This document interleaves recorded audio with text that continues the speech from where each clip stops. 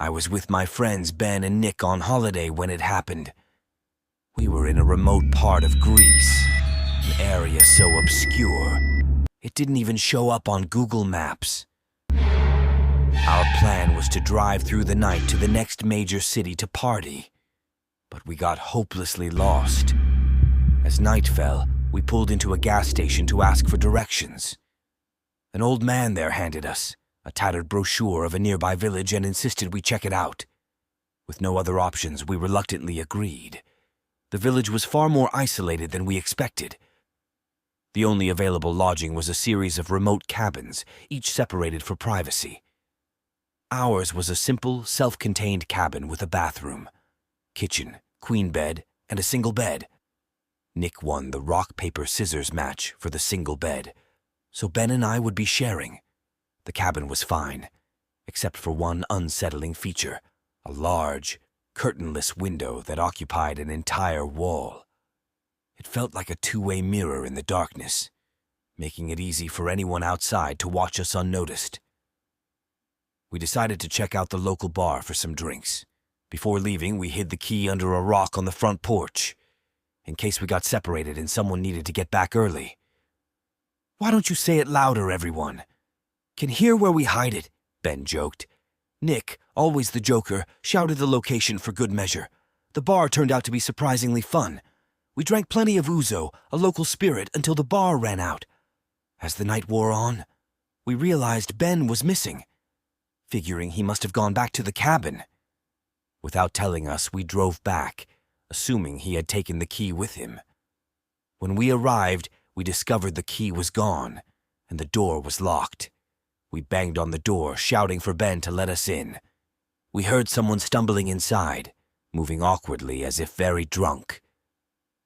Impatient, Nick and I went to opposite sides of the cabin to relieve ourselves. As I did, I noticed something disturbing. Thin, elongated handprints. On the large window, visible only in the mist. They looked too long and thin to be human. I quickly brushed off my fear as irrational and finished my business. Once inside, we locked the door and went to bed. Nick fell asleep instantly, snoring loudly. Despite my unease, I eventually drifted off. Suddenly, I felt like Ben's eyes were on me, watching angrily in the dark. My heart raced, but I managed to convince myself it was just my imagination and fell asleep.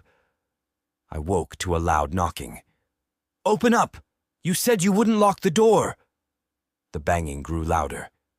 "Open the door! It's freezing out here!" It was Ben's voice. But Ben was already inside with us, or so we thought. I felt a terrifying realization sweep over me. Something was moving in the bed next to me. In a panic, Nick and I bolted for the door, flinging it open and running to the car without looking back. We beckoned Ben to follow, but he turned on the light instead to see inside the cabin. This really happened. You can ask Nick if you don't believe me, but don't ask Ben. Since that night, he barely speaks, and whenever someone asks about what he saw, his face went pale, and he immediately shuts the nearest curtain. Nick and I sat in the car, adrenaline coursing through our veins. We watched Ben through the cabin window as he turned on the light. His face went white, and he stumbled backward, his mouth moving silently. We honked the horn, urging him to come to us, but he seemed rooted to the spot, staring at something inside the cabin. Finally, Ben snapped out of his trance and sprinted to the car. He threw himself into the back seat, shaking uncontrollably. "Drive, just drive!" he shouted. I hit the gas, and we sped down the gravel road, not looking back. As we reached the main road, Ben began to speak, his voice trembling. There was someone, in the cabin. It wasn't human. Those handprints on the window, they weren't an illusion. We drove through the night until we reached the next town, too scared to stop. At dawn, we found a small cafe and pulled in to regroup.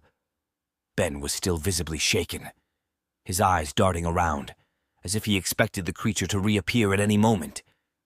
We ordered coffee and sat in silence, trying to process what had happened. A local man at the cafe noticed our distress and approached us. "You boys look like you've seen a ghost," he said, half joking. We shared our story, and his face grew serious. "You must have stayed near the old village of Agios Pyros. It's been abandoned for decades. Locals say it's cursed. There are tales of strange creatures that roam the area at night, but most people dismiss them as myths." Nick, Ben, and I exchanged uneasy glances. "What do you mean by strange creatures?" I asked. The man leaned in closer. "They say they were once human, but were twisted by some ancient curse. They have elongated limbs and hands, almost like shadows come to life. They watch from the darkness, and if you see them, you're never quite the same."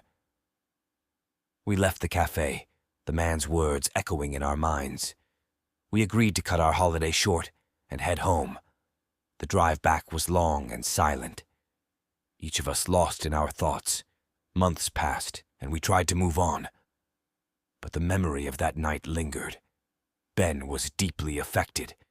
He withdrew from his usual activities and rarely spoke about what he saw. Whenever someone asked, his face would go pale, and he would shut the nearest curtain, as if trying to block out the past. One evening, months after our return, I received a call from Nick. "I think we need to go back," he said, his voice hesitant. "Are you out of your mind?" I replied, my heart racing. "No, listen," he insisted. "I've been doing some research. There's an old legend about a way to lift the curse, but we have to go back to where it all started." Despite my better judgment, I agreed. We needed closure and perhaps lifting. The curse would bring Ben back to us. We reached out to Ben, who reluctantly agreed to join us. We returned to Greece, to the same remote village. The cabin stood as we had left it, eerily silent, armed with information from Nick's research.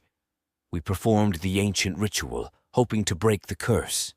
As we completed the final step, a chilling wind swept through the cabin, and for a moment, we thought we saw shadowy figures retreating into the forest. The oppressive atmosphere lifted, and for the first time in months, Ben seemed at peace. We left the village, never to return. The experience changed us, but we faced our fears and came out stronger. The shadow of that night would always be with us, but we had reclaimed our lives from its grip. Ben started to speak more, and gradually he became his old self again.